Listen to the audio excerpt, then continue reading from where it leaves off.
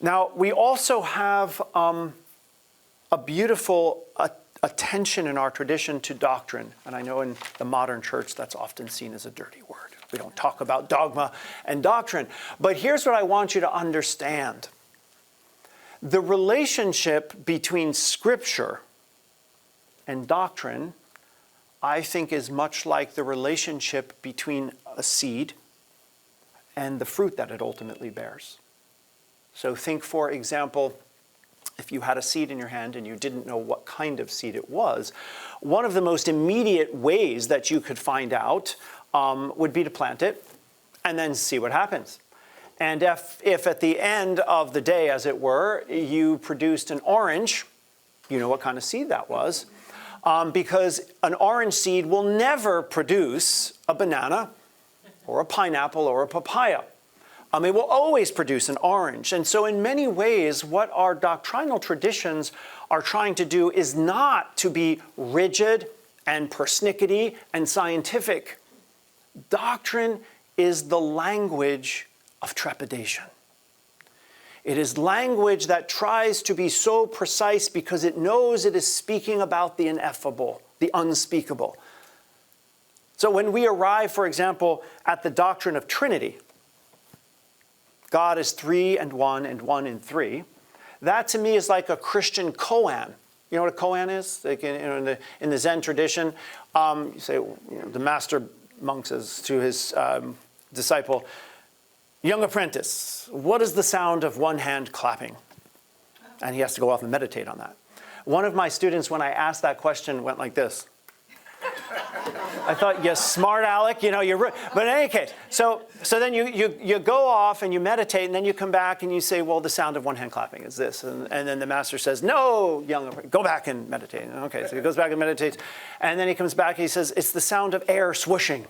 And the monks, go back and meditate, you're not ready. And 3 months later, he comes back and he says, frog leaps, moonlight. Yes, exactly right. That's right, because it has absolutely no logical sense whatsoever. And the point was to have the monk break through logical speculation. Now, when we try to take something like the doctrine of the Trinity and make it into a logical speculation, no wonder I'm horrible at math. I can't even balance a checkbook. That's because in my field, 3 is 1 and 1 is 3. I can't figure it out, right? But the idea, of course, in all this is that it's not a definition of God. It's a way that Christians model our experience of God. God who is now transcendent, now immanent, now intimate. And we name that not to define or to categorize or to rationalize the mystery, but to have a way of speaking about an experience that is beyond language altogether. So I want us to understand that deification is a kind of doctrine in the church, and that's not a bad word. It's an attempt to name an experience that we really don't otherwise have a name for, but yet we have a certain encounter with. So we're going to be able to unfold all that together.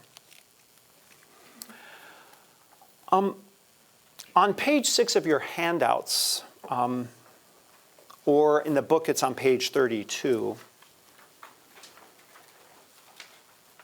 I want to talk about why I think Scripture as a basis for the Christian contemplative life is so important. Again, I'm on page 6, and a little text that is reading from the inside out. Or again, if you're in the Contemplating Christ book, you will find it on page 32. I just want to read this to you for a moment because it helps understand, I think, where I'm coming from with regard to the relationship between Scripture and the Christian contemplative life. Sometimes we do not understand the meaning of our story until we tell it. For in its telling, the spoken word becomes incarnate in us, embodied, as it were. A contemplative reading is embodied insofar as we realize the Gospels are not only told to us, but more important, told through us. They are not merely iterations of past events, but narratives that speak to one's own interior encounter with God, or rather, God's encounter with us. The Gospels can never be fully understood from the outside looking in, because they were written for participants, not spectators. And thus, to apprehend their deepest meaning, we must allow them to draw us in and inward, If deification remains but an abstract theological concept, we have not yet touched on the transformative power of the gospel. At my home parish, St. Columba's, when we proclaim the gospel during our liturgy, we don't, at the end of it, say the gospel of the Lord.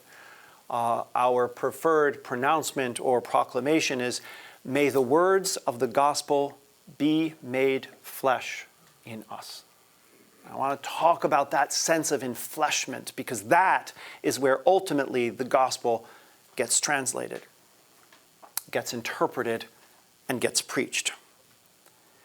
The earliest formal contemplative traditions of Christianity in the early 4th century Egyptian deserts, where we have that beautiful collection of the sayings of the desert mothers and fathers, some of you may be familiar with, they basically talked about attaining Scripture. This was their word for it. You have to attain the text. I'm going to read you a little story about that in a moment.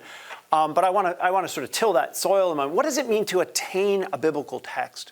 The word I use for that is we have to embody it. We have to enflesh it. The way that Christ is the eternal Word made flesh, we are called, it is our vocation to become words made flesh as well, to embody the very text of the Gospels, the very text of Scripture within our lives. So the desert mothers and fathers would say, you want to know what a text means? Pizzuto, keep your commentaries and your academic libraries. We don't need them. All we need to know is, have you attained it? If the text says, love your enemy, you've interpreted it correctly when you love your enemy. If the church admonishes us to pray for those who persecute us, we've interpreted it when we're praying for our persecutors. When we love those who hate us, and when we forgive those, not just once, but 7 times 7. Now the text is interpreted and not before then. You see? So they're interested again in this gritty way of interpreting. They didn't have libraries in the desert. They had an empty cell. And from there, everything was to come forward. I want to read for you again, also on page 6 from this Embodying Scripture text, or 33 in the book if you're preferring that. This is a lovely story from the Desert Mothers and Fathers that makes this point beautifully. When Abba Pombo was still a young apprentice, he approached one of the elders to learn a psalm. The elder began with Psalm 39. Quote, I said, I will take heed of your way, that I offend not with my tongue. After hearing this verse, Pombo departed without waiting to hear the second half of the verse. He said to himself, this one verse is sufficient if I can practically acquire it, or attain it, or embody it. It was more than 6 months before he would visit the elder monk again. And when he did, the elder admonished him for his long absence. But Pombo explained the reason he had been gone so long was that he had given himself over completely to the one verse that the elder had given him, but confessed that he had still not been successful. After many years, one of Pombo's companions asked whether he had ever mastered the verse, to which he replied, I have scarcely succeeded in accomplishing it, even after 19 years. So, point 1, if you're discouraged about your practice and where it's getting you, you've got Pombo, his sympathies. His point, of course, is to make a point of the fact that any scriptural text can become for each of us, or any of us, the doorway into the whole text. I have a continuation there. On page 33, I summarize it this way. Pombo's earnestness exemplifies what it means to read the Scriptures from the inside out. Virtually every passage contains within it the entire gospel. By acquiring one particular verse of a psalm, Pombo had to embody the whole gospel. Because in order not to speak ill of someone, and of course that's the opening of that Psalm 39, right? Do not offend with your tongue. This was what he was struggling with. In order not to speak ill of someone, he had not to think ill of them. In order not to think ill of them, he had not to judge them. In order not to judge them, he had to be compassionate. In order to be compassionate, he first had to see his own need for compassion. In order to see his own need for compassion, he had to admit of his own sinfulness. In order to admit of his sinfulness, he had to be humble. And in order to acquire true humility, he had to love neighbor and God as himself. And upon this, says Christ, hangs all the law and the prophets. So it doesn't matter your entry point. Because as John Muir says, famous out in my part of the world, try to pick up anything in nature and you find it is hitched to everything else. Turn one verse of Scripture and you realize it is hitched to every other verse. It's a matter of finding the meandering path there. In the beautiful book by Hermann Hesse known as Siddhartha, some of you may be familiar with a beautiful book fictional about the early life of the Buddha. He says there's two kinds of spiritual life that he observed. One is like a shining star, unmoving, permanent, constant, always there, reliable. But he describes his own spiritual life like a falling leaf, turning this way and that, now here, now there, blowing upward and down again, all right. But the beauty of what he discovers is that despite those twists and turns, despite the unpredictable places, the falling off the path for a while and coming back on the path, whatever that means, despite whatever those movements are, there's still a perpetual movement downward to the ground of being. So whether it feels wayward or constant, whether it feels this and that, meandering or steady, it's all moving us under grace to that ground of being, as Eckhart will talk about later in our time together. So don't fret about your journey. Don't fret if you're new or if you've been at this for a long time and hitting a dry spell and wondering, where is this all going? Father Thomas Merton said, when we begin the contemplative life and we dive into these beautiful practices, it's like being on fire. He says he likens it to being on an airliner on the runway, and it's that moment where you can feel the thrusters and they kick back and vroom, off you go, and you're pushed back into your seat and all the rattling, and then up you go. And it feels like something's happening, right? I mean, you're moving. You feel that speed. And then it's 11 p.m. at night and you're over the dark Atlantic Ocean and there's nothing and it's boring and you can't sleep and you're moving, But what he says is, it's then, at full altitude, in the middle of the dark night, that you're making the most progress. It's not about what you feel. It's not about what you experience. It's about where the pilot is taking you.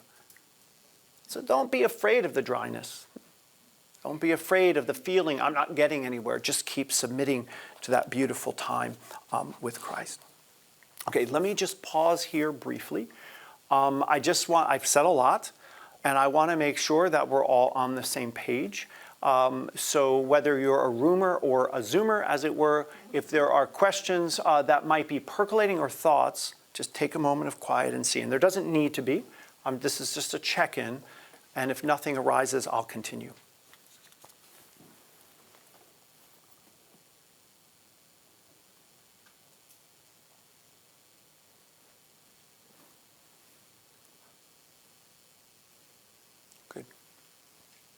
Okay, that's deeply encouraging. How much time do we have?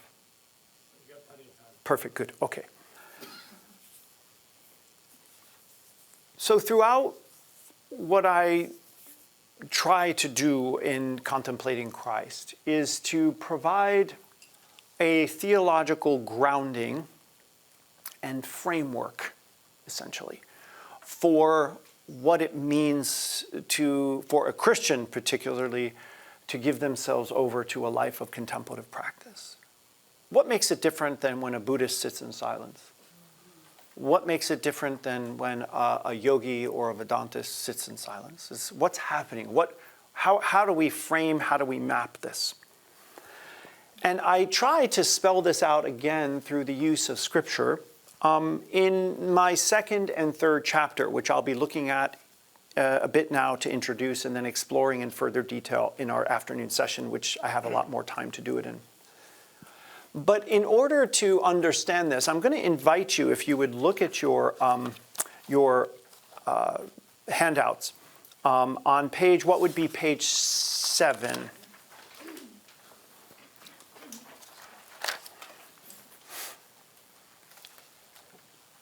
And I want you to look at that beautiful painting. It's Giovanni di Paolo. This is one of those beautiful Renaissance paintings. And it is called The Creation of the World and the Expulsion from Paradise. You'll notice there in the upper left is a very anthropomorphic God being held aloft by cherubim. As he points downward towards his beloved creation, you see the constellations in the outer blue rim. You see at the very center what is essentially a depiction of Eden itself. And co-joined to that image on the right is that moment, that dreadful, terrible moment of humanity's first step into exile, being pushed, as it were, from the paradisical garden out into the world, where things will become harsh and painful and difficult. And that angel who is sort of nudging them out as they look back one last time at this beautiful paradise will now forever guard its gates.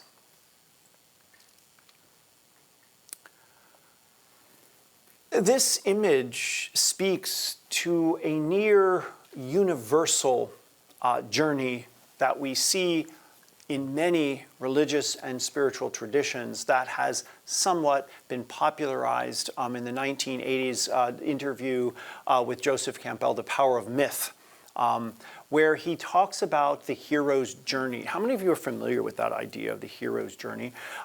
There's slight different iterations of it, but you can see there at the bottom of the page with the same Giovanni di Paolo picture, what looks like a 4th grade rendering of the hero's journey. And yes, that is me. That's about as artistic as I can get, but it makes the point. And the hero's journey essentially begins with some primordial union between God and creation or something like this. And then something happens, and that's up there at 12 o'clock. For us, that primordial union is symbolized by the union of Adam and Eve walking in the cool of the evening breeze with God. And then as this hero's journey story goes, something shatters that union. Something goes awry, amiss. Something goes wrong. And that union is now shattered, here represented, of course, by the expulsion of Adam and Eve from the garden. And we have the history, and what I call in the book, the history of longing. And you see that beautiful, tragic face of Adam and Eve looking back, forever longing for what they once had in the garden. And this, of course, is something I'll explore momentarily. But here we then begin humanity's search for God, seeking a return, as it were, to Eden. So before we move beyond that, let me say a little bit about the way that hero's journey gets expressed in this particular narrative. How many of you are familiar with the Easter Vigil of the Christian year on Saturday, Holy Saturday night after sundown? Okay, in that, in the beginning of that liturgy, there is an ancient chant known as the Exultet. Anybody familiar with that chant? Rejoice, angels, rejoice. Okay, so you know this. In the midst of that chant, there is a beautiful saying, part of the chant. And it goes like this: O happy fault, O necessary sin of Adam, that gained for us so great a Redeemer. Here we see the celebration of this tragic moment that's being depicted here. Why would we celebrate that moment? Because as we come to see through the incarnation, humanity's first step into exile becomes God's first step toward humanity. That this tragic moment ends not with us ever being enlightened. We never reach home. We never reach Eden again. Because, as we'll see, God interrupts the journey and meets us while we're still coming along the way. This is the beauty of why we see Dante, the Divine Comedy. Why is it a comedy and not a tragedy? Because this moment becomes the excuse, the opportunity for God to bring about the fullness of creation, which is incarnation, which is redemption. These two are not separate. Creation has always been destined to end in redemption.